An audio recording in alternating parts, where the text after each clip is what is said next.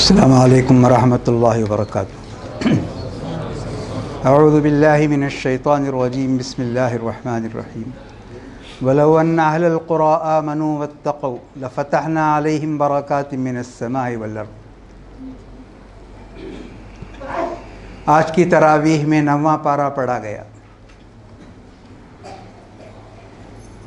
کل آپ کو بتایا گیا سورہ اعراف کا بڑا حصہ اس میں ہے۔ پونا پارہ سورہ اعراف کا ہے اور پاؤ پارہ سورہ انفال کا ہے۔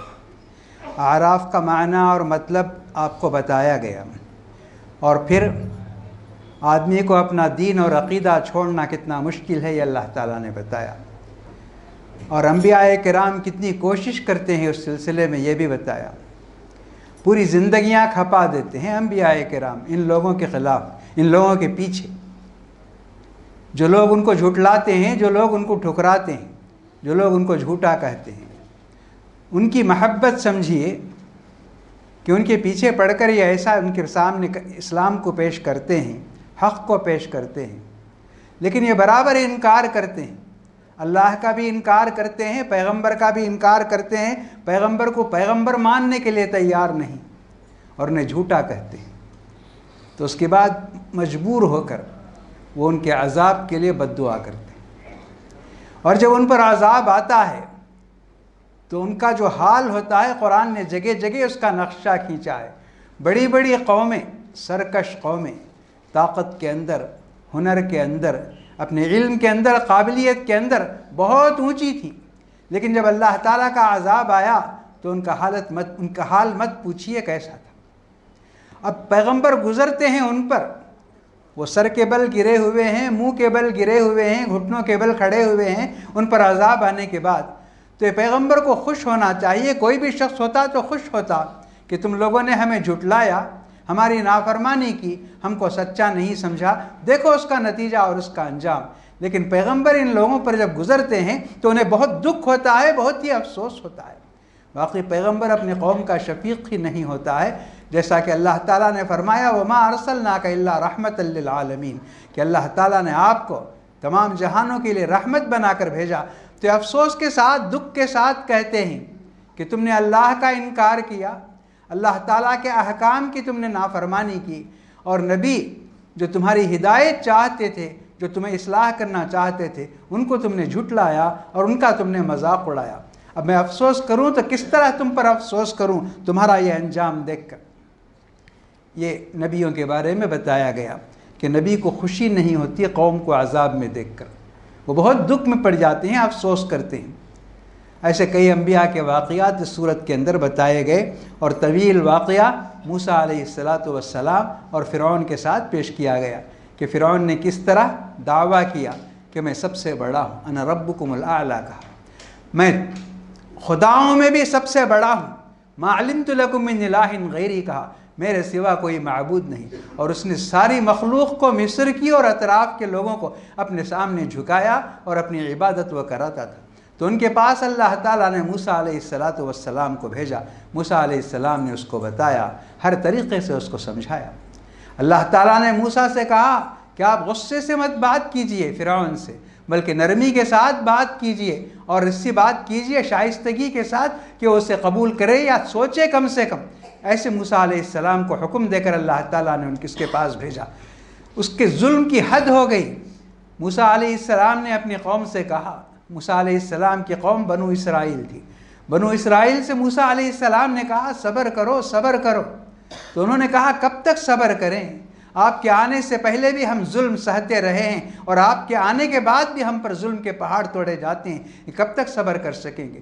موسیٰ علیہ السلام نے سمجھایا کہ اللہ تعالیٰ کا وعدہ ایسا ہی ہوتا ہے، جب اللہ تعالیٰ کا وعدہ آتا ہے تو پھر حق غالب آتا ہے اور باطل کو شرمندہ ہونا پڑتا ہے۔ تم صبر کرو، ان الارض للہ یورثها من یشاء من عبادہ، یہ زمین اللہ تعالیٰ کی، اللہ تعالیٰ اپنے بندوں کو اس زمین کا حکمران بناتا ہے، لیکن وقتی طور پر کوئی بھی اس زمین پر چھا جاتا ہے اور اپنی حکومت چلاتا ہے اور اپنی بات منواتا ہے، اس کے بعد اللہ تعالیٰ اس کا انجام ایسا بھیانک کرتا ہے کہ پھر دنیا دیکھتی رہ جاتی ہے اور بلبلا اٹھتی ہے دنیا۔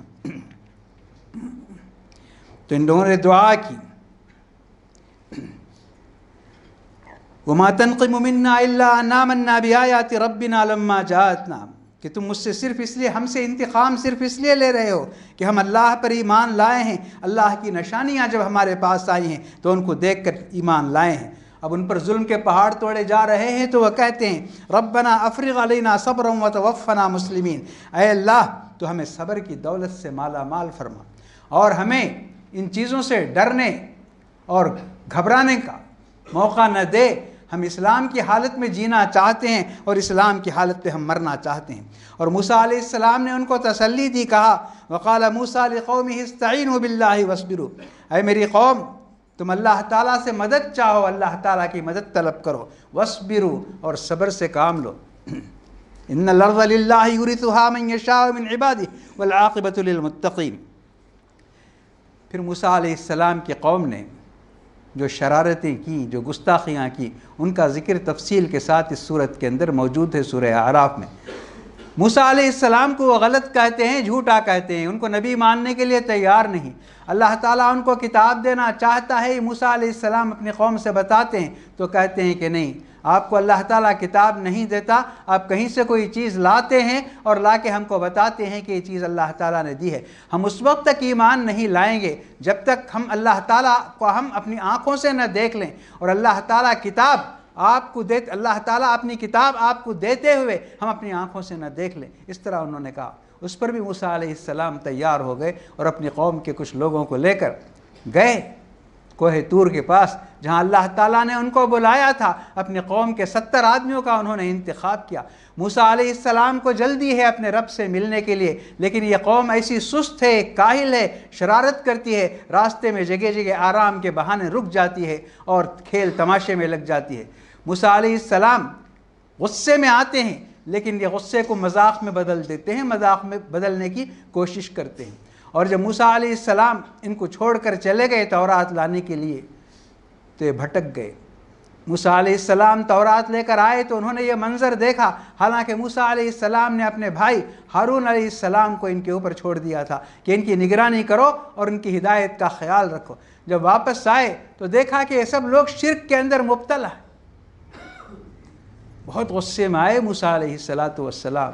ان کے ہاتھ میں تورات کا نسخہ تھا، اسے انہوں نے نیچے پھینک دیا، اور ایک ہاتھ سے ہارون علیہ السلام، مفسرین کہتے ہیں ہارون علیہ السلام بڑے بھائی تھے موسیٰ علیہ السلام کے، اس کی بھی پرواہ کیے بغیر موسیٰ علیہ السلام نے ایک ہاتھ سے ان کے سر کے بال، دوسرے ہاتھ سے ان کے داڑھی کے بال پکڑ کر ہلا دیا ہارون علیہ السلام کو۔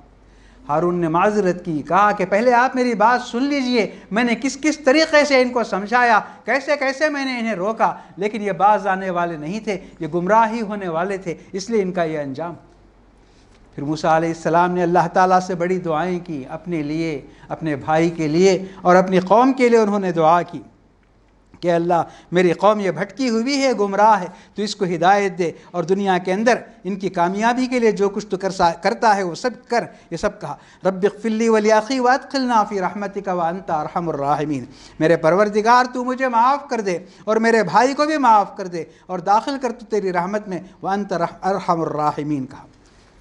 اس کے بعد جب ختم ہوتا ہے موسیٰ علیہ السلام کا قصہ تو پیارے رسول صلی اللہ علیہ وسلم کا تذکرہ آتا ہے کہ اللہ کے رسول صلی اللہ علیہ وسلم کو اللہ تعالیٰ نے بھیجا، اور اللہ کے رسول صلی اللہ علیہ وسلم کو 6 کام دیے، 6 کام فرمایا، یأمرہم بالمعروف، بھلی باتوں کا حکم دینا، وینہاہم عن المنکر، بری باتوں سے روکنا، یہ بہت ضروری ہے۔ آج ہر شخص کہتا ہے کہ آج دنیا میں برائی پھیلی ہوئی ہے، ہر ملک کے اندر اللہ کی سرزمین برائیوں سے بھری ہوئی ہے۔ آج یہ ہر شخص جانتا ہے، مانتا ہے، کون سے بھی مذہب کا ماننے والا ہو وہ اس بات کو تسلیم کرتا ہے کہ آج دنیا میں برائی زیادہ ہے، خیر اور نیکی بہت کم ہے۔ یہ سب کیوں ہوا؟ اللہ تعالیٰ اپنے نیک بندوں کو یہ حکم دیتا ہے کہ دنیا میں جہاں کہیں تم برائی دیکھو اس برائی کو تم روکو۔ رسول اللہ صلی اللہ علیہ وسلم نے فرمایا کہ من رأى منکم منکرا فلیغیرہ بیدہ، تم میں کا کوئی بھی شخص اگر کوئی غلط کام دیکھتا ہے، غلط بات سنتا ہے تو اسے روکنے کی کوشش کرے اور پوری طاقت اس میں لگا دے۔ اگر وہ طاقت نہیں لگا سکتا ہے، اتنی طاقت اس کے پاس نہیں ہے، اور برائی کرنے والے بہت ہی طاقتور ہیں اور ان کی تعداد بہت بڑی ہے، تو کم سے کم زبان کے ذریعے بتائے کہ اچھا کیا ہے، برا کیا ہے بتائے۔ اور اگر یہ بھی مشکل ہے تو پھر کم سے کم دل میں برائی کو برائی سمجھے۔ اگر ایسا بھی آدمی نہیں کرتا ہے تو جان لے اس کے پاس ایمان، سب سے کمزور ایمان کا وہ مالک ہے، یہ فرمایا۔ اور اللہ تعالیٰ نے فرمایا کنتم خیر امت اخرجت للناس تأمرون بالمعروف وتنہون عن المنکر۔ اللہ تعالیٰ نے تم کو بہترین امت بنایا، یعنی تمہارے نبی تمام انبیاء کے سردار ہیں، اور تمہاری امت تمام امتوں کی سردار ہے، اور محمد صلی اللہ علیہ وسلم کے بعد کوئی پیغمبر نہیں آئے گا قیامت تک، یہ دنیا جب تک بھی رہے کوئی پیغمبر نہیں آئے گا، اور یہ کام برائی کو مٹانے کا اور نیکی کو پھیلانے کا کام امت کے حوالے کیا اللہ تعالیٰ نے، اور اسی بنیاد پر ان کو خیر امت کہا، یہ بہترین امت ہے۔ اور یہ نہ کرنے کی وجہ سے ہم سے غفلت ہوئی، ہم نے برائی کو دیکھ کر نظر انداز کیا اور ہم خاموش رہ گئے، ہم کو کیا ہے، دنیا جلتی ہے جلنے دو، دنیا مرتی ہے مرنے دو، ہم نے اس طرح کا طریقہ اختیار کیا۔ تو اس کی وجہ سے دنیا میں برائی بہت پھیل گئی، اور اس کا نتیجہ یہاں تک ہوا کہ اللہ کے رسول صلی اللہ علیہ وسلم نے فرمایا جب تم برائی کو دیکھ کر روکو گے نہیں، خاموش رہ جاؤ گے، تو یاد رکھو اللہ تعالیٰ دشمن کو تم پر مسلط کرے گا، اور تم اللہ تعالیٰ کی بارگاہ میں دعا کرو گے اور اللہ تعالیٰ تمہاری دعا کو قبول نہیں کرے گا۔ دیکھیے یہ ساری باتیں موجود ہیں قرآن اور حدیث کو پڑھنے، پڑھانے اور اس کو عمل کرنے کا یہ ہے کہ اس فائدہ یہی ہے کہ اس میں ساری باتیں بتائی گئی ہیں کہ ہم کیسے باعزت اس دنیا کے اندر رہ سکتے ہیں، اس دنیا میں اچھائی کو کیسے ہم پھیلا سکتے ہیں، اس دنیا سے برائی کا خاتمہ کیوں کر سکتے ہیں، اور اگر ایسا ہم نے نہیں کیا تو اس کا نقصان ہم کو کیا پہنچے گا، یہ سب بتایا۔ یہ بھی بتایا اللہ تعالیٰ نے اس دنیا کے اندر کوئی برائی آتی ہے تو یہ مت سمجھو برائی کرنے والوں کو ہی اس کا اثر ہوگا، وہی لوگ تباہ ہوں گے، برباد ہوں گے، ایسا تم کبھی بھی مت سمجھو۔ برائی کرنے والوں کو اگر تم نہیں سمجھاؤ گے، ان کا ہاتھ نہیں پکڑو گے، ان کو تم نہیں روکو گے تو پھر اللہ تعالیٰ کا عذاب آئے گا، اور اللہ تعالیٰ کا عذاب آئے گا تو صرف برائی کرنے والوں کی حد تک وہ محدود نہیں رہے گا، بلکہ سارے لوگ اس کی لپیٹ میں آ جائیں گے، یہ اللہ تعالیٰ نے فرمایا۔ تو آج یہی ہو رہا ہے، آج ہم برائی کو دیکھتے ہیں، ہم سمجھتے ہیں ہم کو اس سے کوئی غرض نہیں، ہم کو اس سے کوئی مطلب نہیں، برائی کرنے والوں کو جہنم میں جانے دو، یہ کہہ کے ہم آگے بڑھ جاتے ہیں۔ ایسا نہیں ہے، برائی کو برائی سمجھ کر اسے روکنے کی کوشش کرنا یہ امت مسلمہ کا فریضہ ہے۔ پھر تیسری بات اللہ کے رسول صلی اللہ علیہ وسلم کے بارے میں یہ بتائی کہ آپ بھلائی کا حکم دیتے ہیں اور برائی سے روکتے ہیں، وَيُحِلُّ لَهُمُ الطَّيِّبَاتِ، اور ہر اچھی چیز کو حلال قرار دیتے ہیں آپ، وَيُحَرِّمُ عَلَيْهِمُ الْخَبَائِثَ، اور ہر بری چیز کو آپ حرام ٹھہراتے ہیں۔ جو بھی بری چیز ہے جو انسان کے کھانے میں نقصان پہنچاتی ہے، انسان کی صحت کو نقصان پہنچاتی ہے اور انسان کے ماحول کو نقصان پہنچاتی ہے، ان تمام چیزوں کو حرام ٹھہرایا اللہ کے رسول صلی اللہ علیہ وسلم نے۔ کتنا صاف نسخہ بتا دیا گیا، دیکھیے ترتیب نہیں بتائی گئی، اشیاء کو گنایا نہیں گیا، چیزوں کو گنایا نہیں گیا، صرف دو جملوں میں کہہ دیا گیا ہر پاکیزہ چیز جو انسان کو نفع پہنچاتی ہے، اس کے جسم کو، اس کے صحت کو، اس کے ماحول کو، وہ حلال ہے۔ ہر بری چیز جو انسان کے جسم کو اور اس کی صحت کو نقصان پہنچاتی ہے اور اس کے ماحول میں فساد پیدا کرتی ہے، ایسی چیز حرام ہے۔ یہ چار باتوں کے بعد فرمایا وَيَضَعُ عَنْهُمْ إِصْرَهُمْ وَالْأَغْلَالَ الَّتِي كَانَتْ عَلَيْهِمْ۔ دین اسلام آدم علیہ السلام کے دور سے ہے، ایک ہی دین ہے اللہ تعالیٰ کے پاس۔ آپ یہ مت سمجھیے کہ اسلام صرف محمد صلی اللہ علیہ وسلم کا لایا ہوا دین ہے، یہ مت سمجھیے۔ اللہ تعالیٰ کے پاس پہلے دن سے جب آدم کو اس دنیا میں بھیجا گیا، اسلام کے ساتھ ہی بھیجا گیا۔ فرمایا اللہ تعالیٰ نے ان الدین عند اللہ الاسلام، فرمایا دین اللہ کے پاس ایک ہی ہے اور اس کا نام اسلام ہے۔ اور دوسری جگہ فرمایا وَمَن يَبْتَغِ غَيْرَ الْإِسْلَامِ دِينًا فَلَن يُقْبَلَ مِنْهُ، اور اگر کوئی بھی شخص اسلام کو چھوڑ کر کوئی بھی دین کو قبول کرتا ہے ہرگز قبول نہیں کیا جائے گا، وَهُوَ فِي الْآخِرَةِ مِنَ الْخَاسِرِينَ، اور آخرت میں وہ بڑا نقصان اٹھانے والا ہوگا، یہ بتایا گیا۔ تو جب بھی ہم اسلام کہتے ہیں تو یہ خیال نہیں کہ یہ محمد صلی اللہ علیہ وسلم کا لایا ہوا دین ہے، یہ شروع سے اللہ تعالیٰ کے پاس ایک ہی دین ہے۔ آدم علیہ السلام جو دین لائے، نوح علیہ السلام جو دین لائے، ابراہیم علیہ السلام جو دین لائے، موسیٰ علیہ السلام، عیسیٰ علیہ السلام، داؤد علیہ السلام، سلیمان علیہ السلام، سب کا دین ایک ہی تھا۔ آپ قرآن شریف کے اندر پڑھ سکتے ہیں، سب نے کہا کہ ہمارا دین اسلام ہے، ہم اسلام کی دعوت دیتے ہیں، اور اسلام پر عمل کرنے والے کو مسلم کہا گیا۔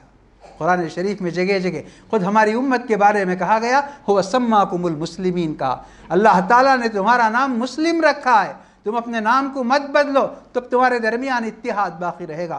اگر تم نام بدل لیتے ہو، اپنے چھوٹے چھوٹے نام ایسے ویسے نام رکھ لیتے ہو، تو تمہارے درمیان تفریق آئے گی، افتراق آئے گا، انتشار آئے گا، جیسا کہ آج ہو رہا ہے۔ اگر سارے لوگ اپنے آپ کو صرف مسلم ہی کہتے تو پھر ہمارے درمیان کوئی فرق نہیں ہوتا اور ہم سب ایک ہوتے اور ایک جیسے ہوتے۔ تو یہ ہوا ہمیشہ، اللہ تعالیٰ کا دین ایک ہے، لیکن اس کے علماء نے لوگوں کو تقسیم کرنے کے لیے یا اپنی قابلیت بتانے کے لیے یا کچھ بھی کرنے کے لیے یا اچھی نیت سے بھی ہو سکتا ہے، مسئلے مسائل بتا کر اختلاف پیدا کیا اور ایسے ایسے فتوے دیے کہ وہ فتوے انسانیت کے لیے بوجھ بن گئے، آدمی کو آگے چلنا مشکل ہو گیا۔ آج بھی آپ دیکھ سکتے ہیں، آج فتووں کے بوجھ میں قرآن نے اس کو فتووں کا بوجھ کہا اور رسم و رواج کو بیڑیاں کہا۔ آج یہ دو چیزوں میں آج ہماری امت گھری ہوئی ہے، فتووں کا بوجھ ہماری پیٹھ میں ہے اور رسم و رواج کی بیڑیاں ہمارے پیروں میں ہیں۔ تو جب تک ہم اس بوجھ کو اٹھا کر نہیں پھینکیں گے اور ان بیڑیوں کو نہیں کھولیں گے، ہم آگے بڑھ نہیں سکتے، ترقی نہیں کر سکتے، کامیاب نہیں کر سکتے۔ تو رسول اللہ صلی اللہ علیہ وسلم کے ذمے جو 6 کام کیے گئے تھے، اس میں ایک کام یہ تھا وَيَزَعُ عَنْهُمْ إِصْرَهُمْ، وہ جو بوجھ تھا غلط فتووں کا، غلط مسئلوں کا، ان کو اٹھا کر پھینکیں۔ وَالْأَغْلَالَ الَّتِي كَانَتْ عَلَيْهِمْ، اور وہ جو زنجیریں تھیں رسم و رواج کی، عادات و خرافات کی۔ آج دیکھ لیجئے آپ، شادی بیاہ میں، موت حیات میں اور مسلمانوں کی زندگی میں جو مسائل پیش آتے ہیں، اس میں کیا کیا بدعتیں ہیں، کیا کیا خرافات ہیں اور کیا کیا اوہام ہیں، ان سے مسلمان نکلتا نہیں۔ ہر مہینے کی بدعتیں ہیں ہمارے پاس۔ یہاں بھی ایک آیت میں فرمایا، اللہ تعالیٰ نے سورہ اعراف کی ایک آیت میں فرمایا کہ انسان یہ چاہتا ہے، جس کو دیکھتا ہے اس کے پاس جو کچھ ہے وہ خود اپنانا چاہتا ہے۔ اجعل لنا الہا کما لہم آلہہ کا، موسیٰ علیہ السلام کی قوم نے کہا کہ گمراہ قوموں کے کئی معبود ہیں، ہمارا ایک ہی معبود کیوں؟ انہوں نے پوچھا، ہمارے بھی کئی معبود ہونا چاہیے، یہ انہوں نے کہا۔ گمراہ قوموں کے کئی معبود ہیں، کئی معبود ہوں گے تو دنیا کا کام آسان ہوگا۔ کاموں کو جب تک تقسیم نہیں کیا جاتا، کام اچھی طرح سے نہیں چل سکتے۔ اس طرح کی بات انہوں نے کی۔ موسیٰ علیہ السلام نے ان پر تعجب کا اظہار کیا، حیرت کی، کیسے نادان ہو تم، کیسے بے وقوف ہو تم، اللہ تعالیٰ تمہیں ان تمام رسموں سے نکال کر اللہ واحد کی طرف اللہ تعالیٰ تمہیں لے آیا ہے اور آج تم چاہتے ہو پھر واپس لوٹنا۔ تو آج ہمارے ملک میں آپ دیکھ لیجئے، ہم بھی ایسا ہی چاہتے ہیں، اپنے ملک والوں کو دیکھتے ہیں، ملک کی اکثریت کو دیکھتے ہیں، ان کی بدعتوں کو دیکھتے ہیں، ان کے خرافات کو دیکھتے ہیں، ان کے رسم و رواج کو دیکھتے ہیں۔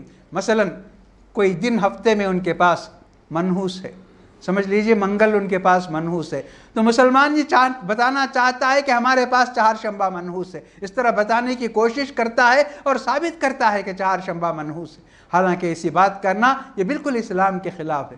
غیر قوم کے پاس اگر کوئی ایک مہینہ منحوس ہے تو مسلمان یہ کوشش کرتا ہے کہ ہم ہماری تاریخ، ہمارے کیلنڈر میں بھی ہم کسی مہینے کو منحوس بتائیں۔ تو غیر قوم جو کچھ کرتی ہے وہ سب ہم کرنا چاہتے ہیں۔ غیر قوم کی اگر 12 عیدیں ہیں، 22 عیدیں ہیں، تو ہماری قوم بھی یہ چاہتی ہے کہ ہماری عیدیں بھی 2 نہ ہوں، کئی عیدیں ہوں، جبکہ رسول اللہ صلی اللہ علیہ وسلم نے فرمایا، تمام عیدوں کو ختم کر کے آپ نے فرمایا کہ مسلمان کی 2 ہی عیدیں ہیں، فرمایا ایک عید الفطر ہے، ایک عید الاضحیٰ ہے۔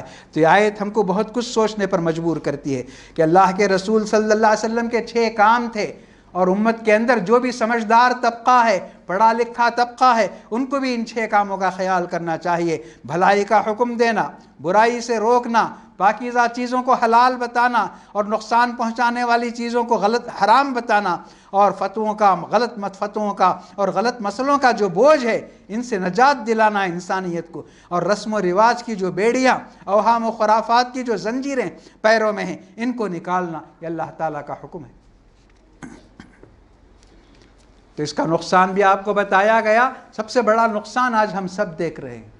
عام طور پر دعا کیوں نہیں قبول ہوتی تو اس میں یہ بتایا جاتا ہے کہ دعا قبول ہونے کے لیے شرط یہ ہے کہ آدمی کی زبان میں سچائی ہو اور آدمی کی غذا میں حلال ہو۔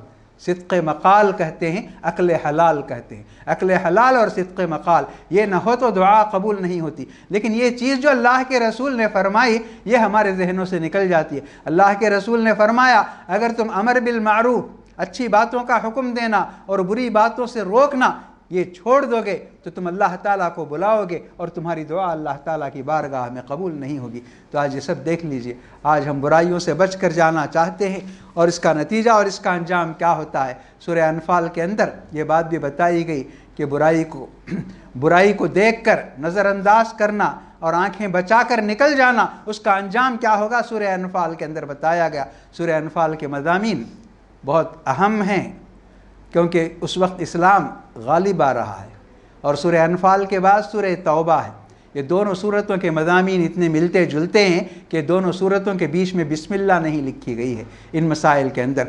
تو میں ان مسائل کو ملا کر دونوں صورتیں جب آپ کے سامنے پڑھی جائیں گی تو میں آپ کے سامنے ان مسائل کو بتاؤں گا۔ آج کی بات میں اسی پر ختم کرتا ہوں۔ اللہ تبارک و تعالی ہمیں ان تمام باتوں کو سمجھنے اور اس کے مطابق عمل کرنے اور قرآنی تعلیمات پر زندگی گزارنے کی توفیق عطا فرمائے، ہماری پریشانیوں کا خاتمہ فرمائے، ہماری مصیبتوں کو دور کرے، ہماری ذلت اور ناکامی کو ختم کرے اور ہمیں کامیابی سے ہمکنار فرمائے، ہمیں گناہوں سے محفوظ رکھے اور نیکیوں کی توفیق عطا فرمائے، اور ہماری ہر چھوٹی بڑی نیکی کو اللہ تعالیٰ قبول فرمائے، ہمارے تمام بیماروں کو صحت عاجلہ اور شفاء کاملہ نصیب فرمائے، اور ہمارے مرحومین کی مغفرت فرمائے، انہیں جنت الفردوس اور اعلیٰ علیین میں جگہ عطا فرمائے، زمین کی ہر آفت اور آسمان کی ہر مصیبت سے ہم سب کو محفوظ رکھے۔